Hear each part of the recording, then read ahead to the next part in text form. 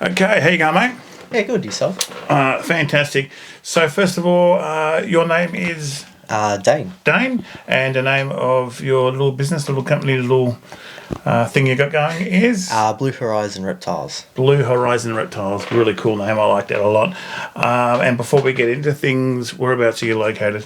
I am in the western suburbs of Melbourne. Western suburbs of Melbourne. Beautiful. Here in Victoria, Australia. So, first of all, let's go on. Let's get to how long you've been keeping animals and being into reptiles, and how long you've been breeding them. So, first of all, how long have you been into animals, reptiles? Reptiles specifically, probably the last 6 years seriously, but my family's always been involved in animals ever since I was born. And mostly reptiles and... Yeah, so my mum was big into rescue cats and dogs, and my dad was more birds and reptiles. Oh, awesome. Yeah. That's great. So you've been taught by the old school. That's good. Yeah. Can't go wrong there, mate. That's great. And how long have you been doing the breeding side of things? Only the last maybe 3 years. Last 3 years. And trust me, he's produced some fantastic stuff. Skinks mostly, you've just bred, yeah? Yeah. So I've only got the 2 diamond pythons. They haven't bred for me yet. So, but I do plan to in the future. So you got a sub-adult or adult? That's an adult, and Adult? then I've got a juvenile. And a juvenile. Yep. Awesome. And apart from that, we'll go right into the next question. What different types of animals do you have here? And you've got a fantastic selection. Yep. So I've got mainly, as you said... Well, we'll start in here. We've got over here the pink tongues, is it? Yep, so I got my pair of pink tongues in there. Yep. I've had them since they were babies. Absolute awesome animals. Can't fault them. And down here we have... I got my pair of eastern water skinks. Yep. Now, how much did you produce any pink tongues this season? Yeah, so the last 2 seasons... Or last season, rather? Yep. Last 2 seasons, yeah. Last 2 seasons, they've produced small clutches for me. Yep. For them. About 7, 8 young the first time, and then it was 13 this season. Oh, wow. That's fantastic. And down here... So my eastern water skinks, they've produced for me as well the last 2 seasons, with about six young both seasons. And they're very popular at the moment down here in Victoria, aren't they? Yeah, the eastern water skinks absolutely flew off the shelf. So we just had the VHS 2023, sounds funny saying that, Reptile and Amphibian Expo at the showgrounds. And, yeah, you sold out of them. Yeah, straight away. Quick. Yeah, Yep. within 15 minutes they were all gone. That's fantastic. And the pink tongues also flew off the shelves. This year there was some great animals, great selections, great selection of different animals, lots of different monitors this year. So it was fantastic because we did have a break for a couple of years because of the virus with the expo. Heat Snake Control, we don't sponsor the VHS Expo anymore, but we're still supporters of the VHS. Okay, and over there we have some baby Centralians. Yes, some baby Centralians that a good friend of mine, Josh Festuca, bred this season. So we've done a great show with Josh. That'll be coming up soon, and that is, what's the name of the business? Josh's Aussie? Josh's Aussie Reptiles. That's it. Josh is another young fella who does fantastic work, that's for sure. And yeah, so he actually cracked it. They're very hard to crack. Not many people in Victoria have cracked breeding Centralian blue-tongue lizards. And Westerns. Westerns at that. So, yeah, I mean, I can only think of a couple other people. So he's done a fantastic job. Yeah. And you've got your adult over there, big Centralian. Yep, my adult female. Locality is? Northern Territory. Yep, okay. And down there we have the bearded dragon, just one? Yeah, just the single male. Okay, so that's the reptile room here. And outside we have lots of different animals and species. What have we got out there? Yeah, so mainly blotched blue tongues. Yep. The alpine blue mountains, the lowlands, and... Okay, so we'll go for it slowly. So you've got the southern blotched blue tongues, which are your common blotched blue tongue we get here in Victoria. Yep. Then you've got your Tassies out there. Yep. So it's the most southern blue tongue in the world, obviously. And you have your alpine blue tongues. So what localities you have? You have your Victorians. Yep, and I've got my Blue Mountains. And your Blue Mountains. Which is your favourite out of those two? Look, as nice as the Blue Mountains are, you can't go wrong with a Victorian, a real nice Victorian. Yes, and I was lucky enough to purchase 4 baby Vics off you, and yeah, definitely my favourite blue tongue is the Vic Alpine blotch blue tongues. I think they're fantastic, and it's just hard to believe that it's boiling hot up there, and freezing cold, and it snows up there, and then these lizards just survive that. It blows my mind. So they can really tolerate that cold and hot. So it's pretty amazing, and it blows my mind. Yeah. But yeah, you're right. I think the Blue Mountain ones have a bit more going for it in the sense of being pretty and patterns and colours and stuff like that. But yeah, for me, growing up around that region and growing up here in Victoria, I just love the Vic form of alpines. I think they're beautiful. You get that real goldy colour come out, not as pinky as the Blue Mountains, but you get that bit of goldy coming out along with a bit of pinky. It's just, they're beautiful. They're fantastic. And apart from that, you've got out there, so that's all your blotchies, big family of blotchies. We'll have a look at them soon. And your shinglebacks, of course. Yes, my shinglebacks. So I've got 4 shinglebacks out there. I've got one that is a breeding pair, which their young is over there, and 2 babies that I'm lucky enough to own as well. Thank you, Dane. And I've got my just another female and a male. And they're all Vic form? Yes, they are. So all Vic locality. So that's fantastic. And are we missing anything outside? I think that's about it. We'll go and have a look soon at the pits, but I think that's all of it out there. Okay, all right. So quite a bit going on, and you're managing good. Everything's nice, clean and tidy, and everything's well fed, and yeah, it's fantastic. You're doing a great job, that's for sure. Is there anything that you think you specialise in, like any particular species, any particular? I mean, obviously skinks is your main thing that you deal with. Yeah. Anything in the future that you're going to concentrate on? Look, not currently. Or just steady as she goes. Yeah. Because you're doing a good job of all the it different, breeds. of all the different species, and things are breeding and are going good. So just full steam ahead, the way it is. Pretty much. Do you have a favourite out of what you breed, or? Oh, look, honestly, probably the water skinks. Yeah. You wouldn't think so, thinking having centrals and all these lizards outside, but there's just something about them is just, like, you can't get bored watching them. They're beautiful, and I like the fact that they're so small, but they love to move around. So you can have a bigger enclosure, or you can have a smaller one, but it's a smaller animal, so it's getting a lot more room than something else, isn't it? Like it's exactly. Like if you put a blue tongue in there, that's fine. There's enough room, but it just looks better with a smaller animal in it. Like it just looks more realistic. And these setups here also are bioactive, is that correct? Yes, so they are bioactive. There is not currently any real plants in them, but there will be soon. I'm currently undergoing a bit of an upgrade for both species. So, and our favourite brand, Exoterra. We love Exoterra Australia. It's fantastic. Great enclosures. You like them? Yes, thank you very much. You got the lock here. You can put a little lock on here, so you can replace bits and pieces like the tops. Can't beat Exoterra terrariums, that's for sure. Yeah, nice and sturdy. Very, very strong. Lasts forever, literally.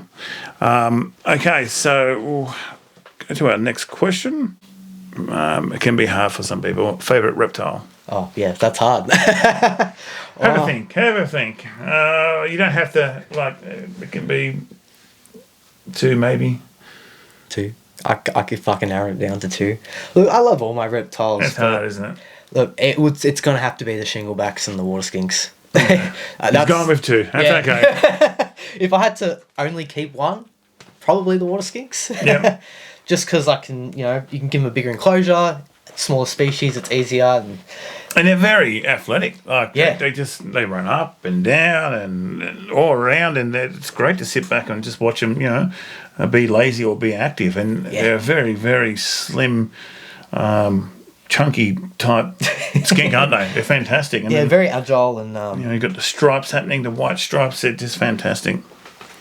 Okay, all right. If you could go anywhere in the world as working holiday, working with animals, maybe reptiles and amphibians, what would it be? Where would you go? Yeah, that's a bit of a tough one. I haven't really thought too much about it because I don't work with animals. But Or if you could go herping, yeah, that's a better question. Look, probably just anywhere in the world. yeah. I'd probably stay in Australia, honestly. No, We that's have all some right. of the best selection of reptiles here in I the think we world. have the best selection of reptiles here in Australia, to tell you the truth. But no, a lot of people say Australia. Yeah. So, yeah, no, it's It'd fantastic. probably just be up north, honestly. It's just something I don't see locally. So, Queensland or Northern Territory? Yeah, very much. Yeah. Probably Queensland more so. Yeah, so far north Queensland, I mean, the whole ground moves, doesn't it? You know, the trees move, there's animals everywhere, bugs, insects, skinks, snakes. Honestly, yeah, I'd love to see these guys in their natural 24/7. It's just amazing. Yeah. The whole place is moving, it's alive. You know, Daintree rainforest, all those places, fantastic. Where can people find you if they want to get in contact with you? So you can find me at Blue Horizon Reptiles on Facebook and Instagram. Okay, and these days you can just Google that and you'll come up for sure. And we'll have a link in the description like always. So we've got a busy schedule ahead of us. So we're going to go through this room and go through the pits. So the chat's a little bit shorter than normal to make up for the cool action we're going to go and have a look at and do. So thanks very much for being on the show. Thank you for having me. And you're doing a fantastic job. Thank you very much for the baby shinglebacks. I did pay for them, but yeah, thank you very much for them. And they're worth every cent. You gave me a good deal on them. Same goes with those beautiful baby blueies I got off you. The Vic Alpine blotched blue tongues. So let's start off by having a look in here and we'll take it from there. Thanks, mate. No worries. So over here we have a pair of pink tongue skinks. These guys I've had since they were babies. They are roughly about 4 years old now. Up in the left corner right here is actually one of the young they produced this season that has managed to stay in this enclosure.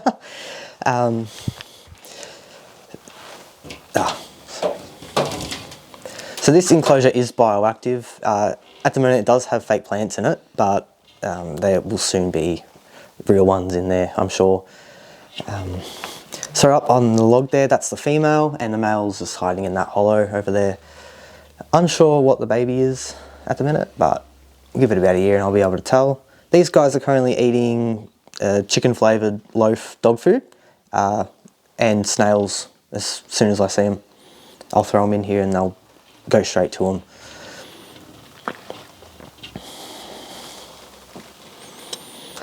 These guys are just an absolute awesome display animal. They're always out. No, I can handle them, pick them up quite easily. Yeah, you can't fault them.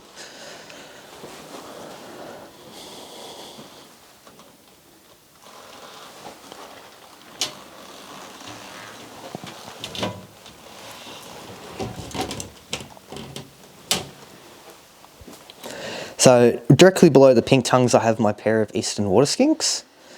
They're currently in the middle of getting an upgrade.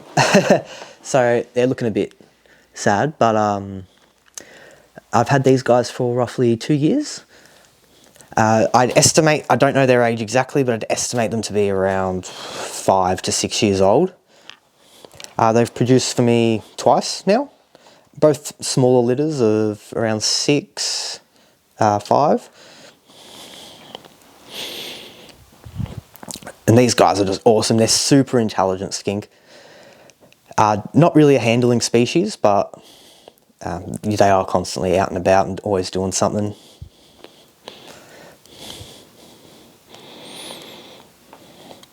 Definitely, if you're interested in smaller skinks, you can't go wrong with these guys.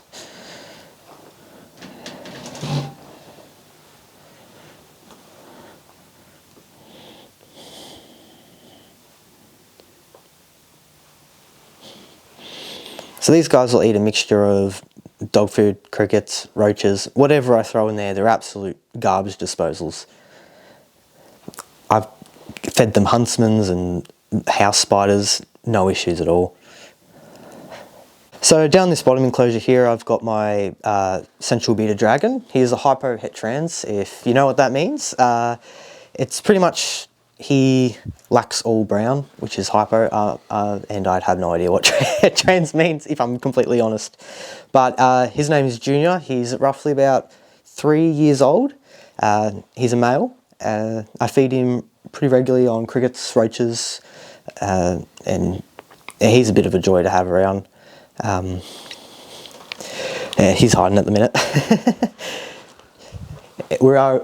All the lizards are about to go into brumation very soon, so he's getting a head start. I've got a very simplistic enclosure set up for him because he does come out quite regularly, and then that's how he'll get his exercise. Directly above him, I've got my Centralian blue tongue, my female. I did try to. She did go on a little excursion last winter to one of my good friend Josh Stuka's house to have a play date with his male, but unfortunately we just didn't. I feel like we took her away too soon, so she just didn't end up getting pregnant. Fingers crossed for next season. She is a stunning animal.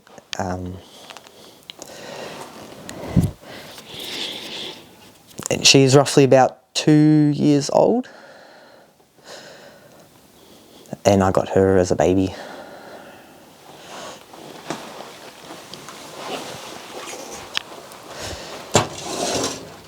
So next to here we actually have some baby Centralian blue tongues bred by one of my good friends, again, Josh Stuka. We've got his one I'm growing up for him in the back over there, and one that is for me to hopefully grow up and pair with this female, if it turns out to be a male. I'm feeding these guys on a mixture of chicken, dog food, chopped veggies, insects, pretty much anything that they really eat. But these guys, there is a bit of an overfeeding issue, so we will stick to the veggies over dog food.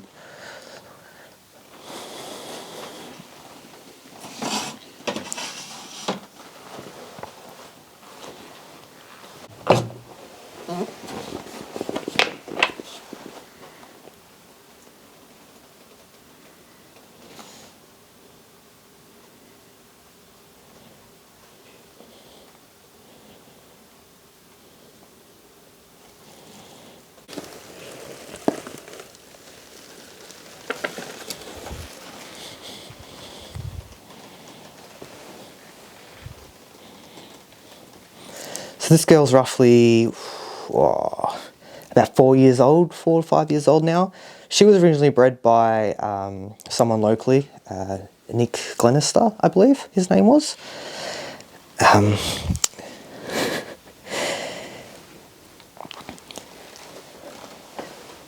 So these guys are actually in quite high demand at the minute. When I was originally looking for a diamond python initially, I could not find them anywhere at all. I ended up getting in contact with him, and he said he had a whole clutch there for the last year that he just couldn't get rid of. So I was quite lucky in that I was able to pretty much have pick of the litter and pick of the clutch. It's awesome high yellow diamond.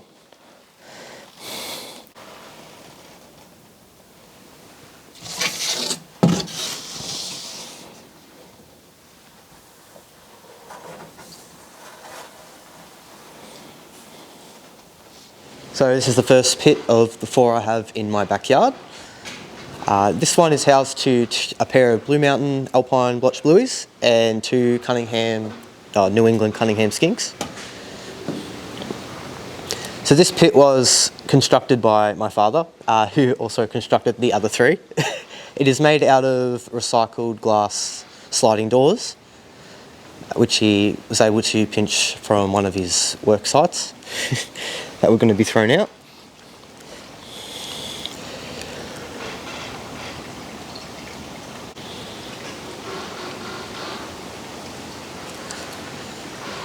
This is the second pit. This is housed to... There are 3 Tasmanian Blotch Blues housed in here. I'm pretty sure they're all males, so no action from them yet. We've had them for the past 6 years. You know, they seem to be happy in here. It works well for them, but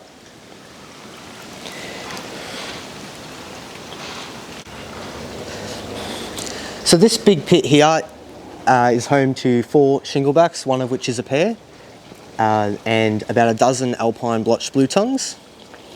In the middle here we've got a big nice pond that also is home to some goldfish and the occasional frog or two. So I've recently had to cut this right back because we have introduced bracken into the pit, which is not from around here at all, but it absolutely goes nuts. It provides good cover for the alpines and the shinglebacks during those warmer summer months, as this pit is quite exposed. But as you can see, so over in the back corner we have here is a nice dry area. So we've laid down a piece of big perspex, which helps just keep that hide extra dry during winter. It's also quite good for the shinglebacks, as them and the wet weather do not mix well at all. But I'd more commonly find them under that tree over there in amongst the pine needles. So this is the last pit at my house. It is housed to about a dozen lowland blotched blue tongues. We've also got 2 fruit trees growing in here. We've got a nice dry area in the corner. We've got 2, at the minute, black plastic tubs with holes cut in them I'm using as hides. It's very much due for an upgrade to the nice form ply boxes, but they do the job for now.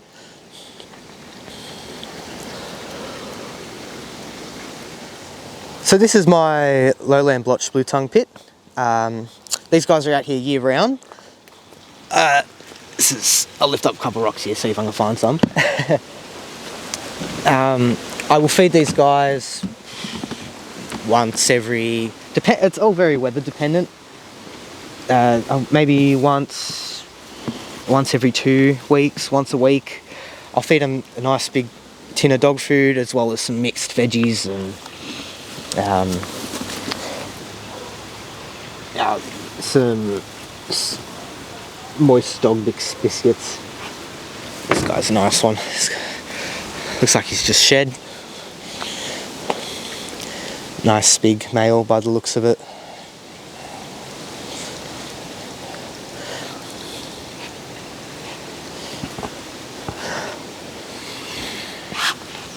Not too impressed to see me. So we recently just did extend this pit. It was probably about half the size where these sleepers come up to, and we looked at it one day and we're like, this just is, you just can't justify keeping them in something so small. So we ended up extending it, and these guys use every inch of this space. Honestly, if I could turn the whole pit into a backyard, I would. They're just so awesome to watch.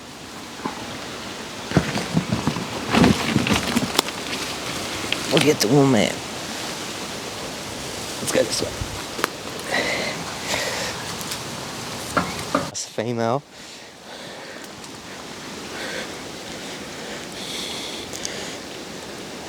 Some of these guys are quite cool. They do have that nice blue tinge to them.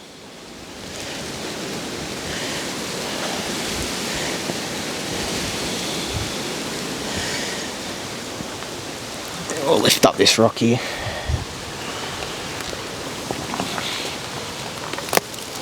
Yeah, there we go. If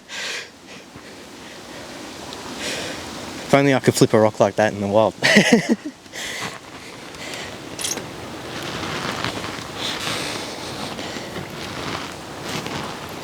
Alright, we'll just move these guys out of the way.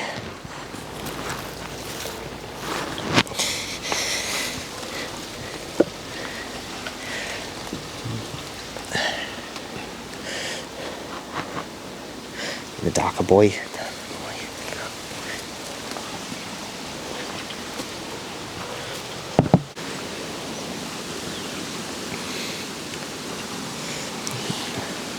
Nice bright female. So this is one of the ones that produced babies for me this season. I think I ended up with about five litters of lowlands. There you go.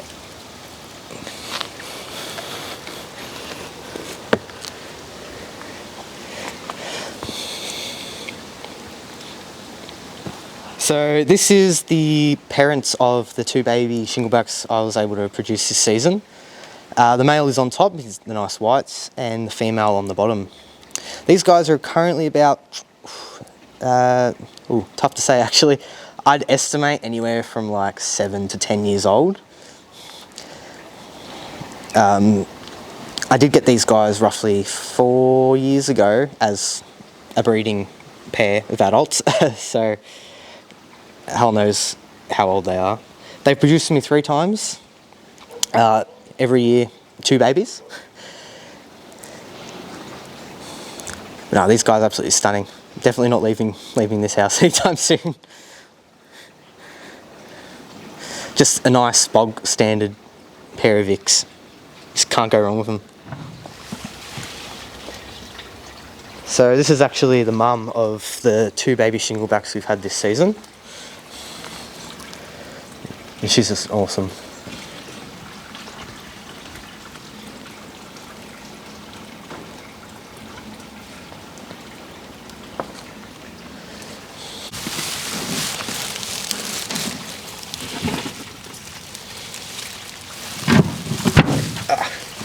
Oh, this is a good one.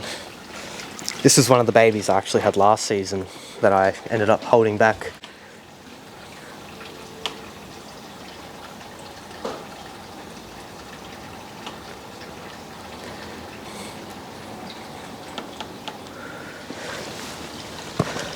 So, on the topic of shinglebacks, he is actually the father of the 2 babies we have.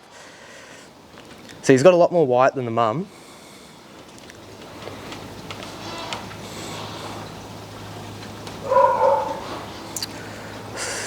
I did get those 2 as a bonded breeding pair, and so far so good.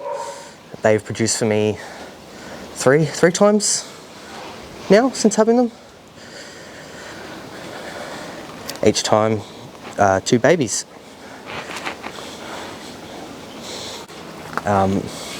He's originally one of my father's animals, and this guy he is the king. Fights with pretty much everyone, but you know, he's still at the top.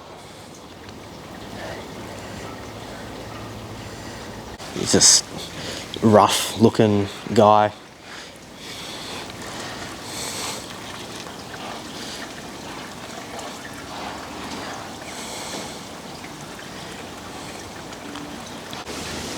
He's actually one of the females that bred for me this season. So I had about 3 different Vic Alpine females breed for me this season, all of which produced around 5 to 6 babies. I think a bit hard to recall because they were a bit mixed, but... And I brought 4 babies off you, is that correct? Yep, that's right. Beautiful ones they are. These girls are just awesome. So I currently have about 4 to 5 females in here, usually of which 3 will produce for me.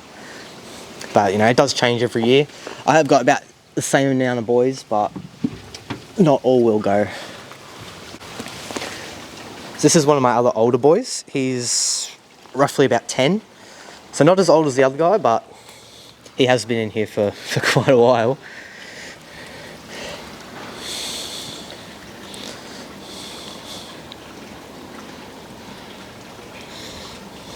So this is my other current female shingleback. Her name's Peggy, hence the 3 legs.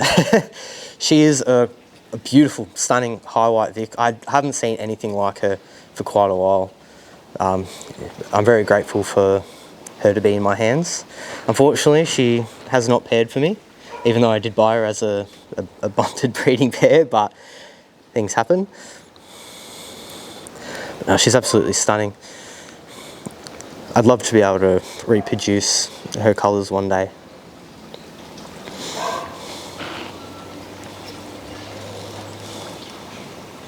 Unfortunately, she is missing a little bit of scales on her tail that was due to an old injury before I got her. The previous owner actually explained to me that he had rats in his pit one winter, and it ended up chewing a hole in a few of his lizards.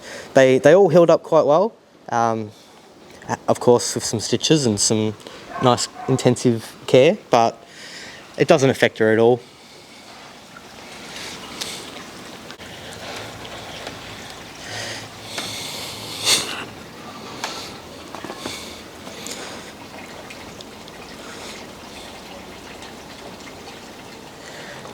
This pit here, we've got 3 Tasmanian blotched blue tongues. So I suspect they're all male, hence why they haven't bred. But these guys were probably some of the first Tassies, I know, big claim, some of the first Tassie blotchies in Victoria. They're a bit beat up. They did have a nice...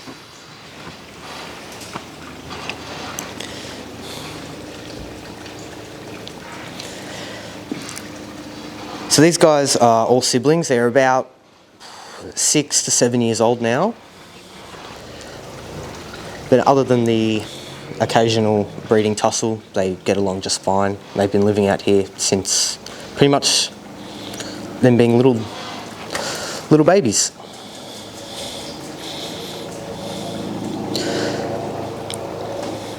So the one main difference I can tell with Tassies is they do have that nice cream to red head. There's just something about them. They're a lot more darker than I'd say than the standard lowlands. Of course, this is all opinion, but so I'll get the other one out.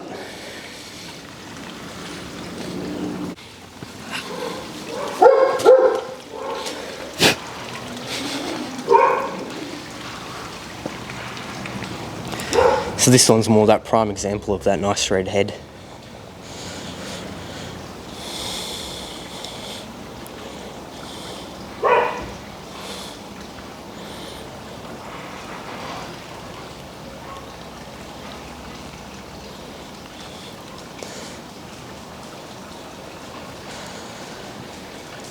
These guys just look tough, man. They're a lot tougher than what we get here in Vic. You just can't beat them.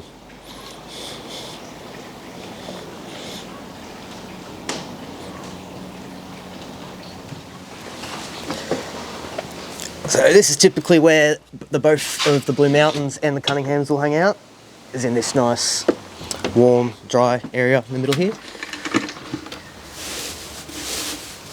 Ah, yep.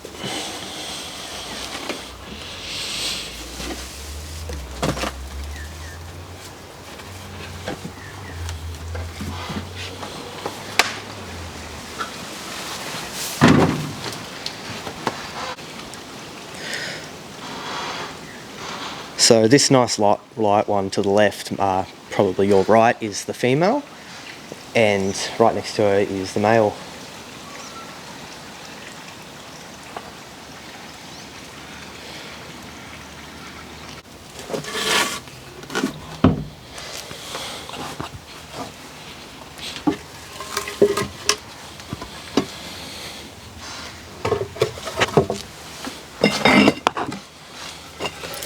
Oh yeah, right under the box.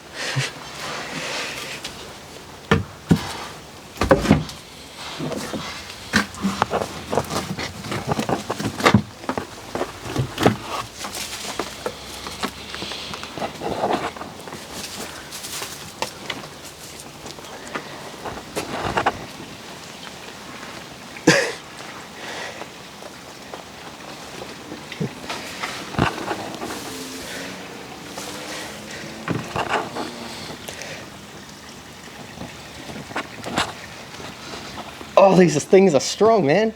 Whoa. So these two are siblings. Oh my god. Yeah, those spikes are doing their job.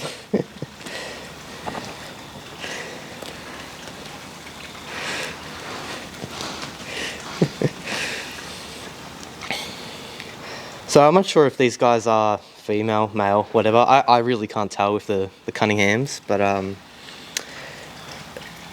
No breeding action from them yet. Not that I'm actively trying to breed them or anything. If it happens, it happens. There you go.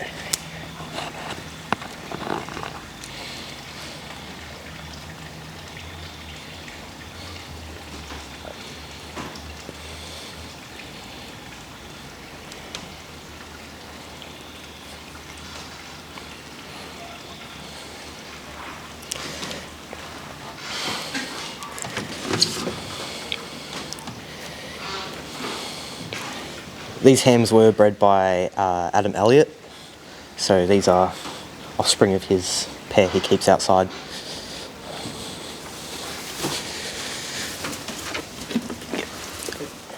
So it's been great here in this reptile room and outside in the pits and having a look around. Dane has done a fantastic job with the setups. Awesome species, some of the best setups and species I've seen. Very healthy animals with the snake there, with the diamond python, the head's in proportion with the body and the body's in proportion with the tail. So great weight on that. Same goes with these lizards, not too fat, not too skinny, just right, just how you want them. And I love this little invention, or not invention, but a little thing he's come up with. He's gone to Bunnings and got a paint roller and taken the roller off, and it makes a perfect hook. Very, very strong.